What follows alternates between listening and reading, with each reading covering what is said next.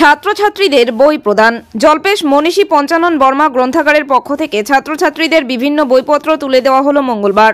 এদিন গড়তলী জল্পেশ নজরুল বিদ্যাপীঠ বেসরকারি বিদ্যালয়ে এই অনুষ্ঠানটি হয়। এদিন উপস্থিত ছিলেন ময়নাগুড়ি পঞ্চায়েত সমিতির সভাপতি কুমুদ রঞ্জন রায়, বিশিষ্ট সমাজসেবী রামমোহন রায় সহ বিভিন্ন শিক্ষাবিদ এবং শিক্ষকেরা।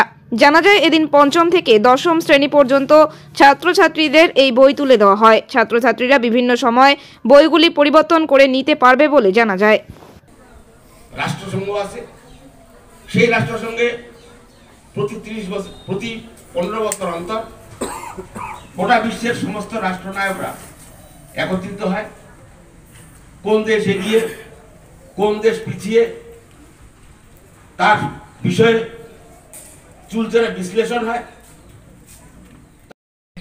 সাহিত্য জ্ঞানী গুরুজনেরা এখানে উপস্থিত রয়েছে, তাদেরকে আমি আমার নতমস্তকে প্রণাম জানাই।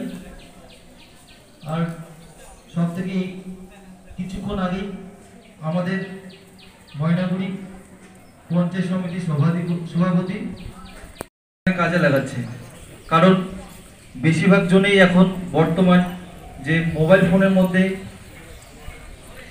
চলে যেটা বন্ধ করো। কি বলেছিল গল্পটাতে? একটা স্টেডিয়াম, সেখানে একটা দৌড় প্রতিযোগিতা হবে। দৌড় প্রতিযোগিতাটা হবে মেন্টালি রিটার্ডেড, মানে মানসিকভাবে ভারসাম্যহীন ছোট ছোট বাচ্চাদের। চারিদিকে গ্যালারি। আমার নাম পরিমল চন্দ্র রায়। আপনি এই স্কুলে? আমি এই স্কুলে কিছু নই, আমি গভর্নিং বডির একজন সদস্য আর কি আছে। বললাম আজকে কি করলেন আপনারা এই স্কুলে? আমাদের আজকে এই স্কুলে আর কি আমরা 2-3 বছর ধরে যে চেষ্টা করে এসেছিলাম আর কি, মনীষী পঞ্চানন বর্মা গ্রন্থাগার আমাদের স্কুল চত্বরে রয়েছে। আমরা উত্তর পূর্ব ভারতের মহৎ একজন ব্যক্তিত্ব মনীষী পঞ্চানন বর্মা, তার নামেই আমাদের এই গ্রন্থাগার। আর এই গ্রন্থাগার পক্ষ থেকে আমরা কিছু এলাকার উদ্যোগী এবং উৎসাহী ছেলেমেয়ের হাতে বই দিলাম আর কি। এই বইগুলো 1 বছর পড়বে, পড়ে আবার জমা দেবে, বা পড়ার মধ্যে আবার বই পাল্টে অন্য বই নেবে, এইভাবে আর কি চলবে। এরকম কতজনকে আজকে আপনারা বই তুলে দিলেন? আজকে প্রায় দিনে এখন দেয়নি, দেওয়া চলছে আর কি, শুরু হয়েছে। কোন ক্লাস থেকে কোন ক্লাস? 5 থেকে 10। তাহলে 150 জনের মতন আর কি। কে উপস্থিত ছিলেন আজকে আপনার এই অনুষ্ঠানে? স্যার, অনেক গুণী মানুষ উপস্থিত ছিলেন। এই মুহূর্তে হয়তো কারো নাম এড়িয়ে যেতে পারে, তবু যতটা মনে আছে বলছি।